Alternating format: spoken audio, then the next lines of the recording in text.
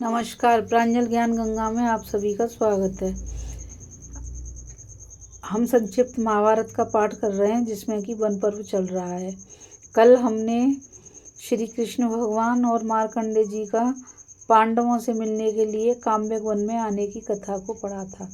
आज हम कथा में उत्तम ब्राह्मणों का महत्व क्या है उस कथा को पढ़ेंगे। तो चलिए कथा शुरू करते हैं। अब वैशंपायन जी कहते हैं, तदंतर पांडु पुत्रों ने महात्मा मार्कंडे जी से कहा, मुनिवर, हम श्रेष्ठ ब्राह्मणों की महिमा सुनना चाहते हैं, आप कृपा करके वर्णन कीजिए। मार्कंडे जी बोले, हे हयवंशी क्षत्रियों का परपुंजय नामक एक राजकुमार, जो बड़ा ही सुंदर और अपने वंश की मर्यादा को बढ़ाने वाला था, एक दिन वन में शिकार खेलने के लिए गया। तृण और लताओं से भरे हुए उस वन में घूमते घूमते उस राजकुमार की दृष्टि एक मुनि पर पड़ी, जो काला मृगचर्म ओढ़े थोड़ी ही दूर पर बैठे थे। कुमार ने उन्हें काला मृगी समझा और अपने तीर का निशाना बना दिया। मुनि की हत्या हो गई। यह जानकर राजकुमार को बड़ा अनुताप हुआ और वह शोक से मूर्छित हो गया।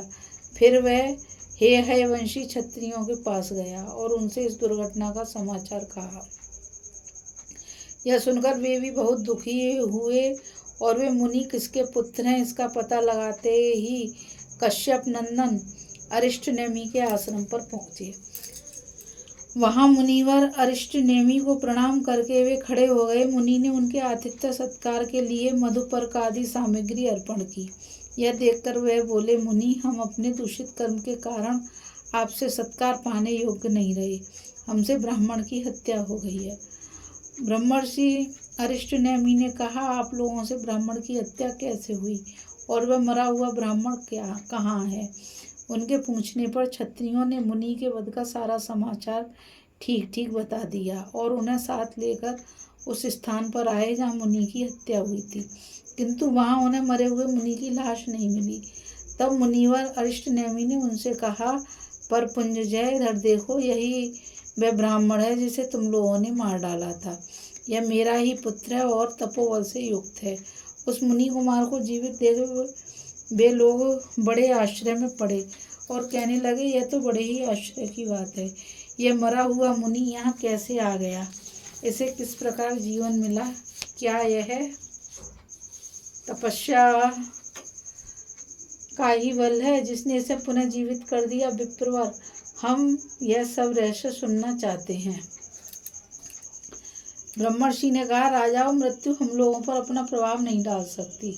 इसका क्या कारण है, यह भी हम आप लोगों को बताते हैं।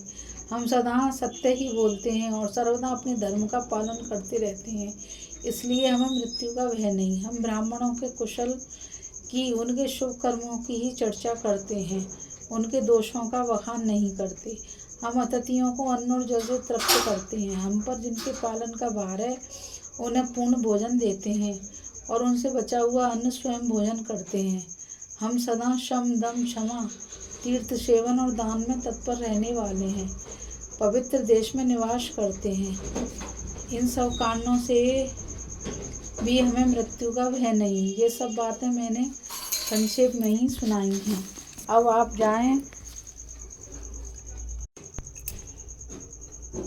ब्रह्मत्या के पाप से इस समय आप लोगों को कोई भय नहीं रहा।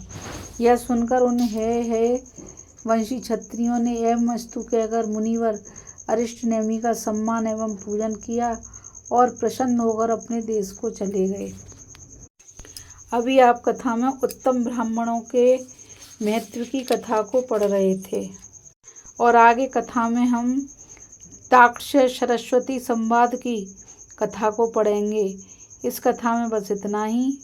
कल फिर मिलेंगे एक नई कथा के साथ। अब मुझ गीता रावत को आज्ञा दीजिए और मैं आपसे यही कहना चाहूँगी कि इस चैनल को ज़्यादा से ज़्यादा लाइक, शेयर और सब्सक्राइब कीजिए, ताकि यह अमूल्य ज्ञान अधिक से अधिक लोगों तक पहुँच सके। राधे राधे। जय श्री कृष्णा।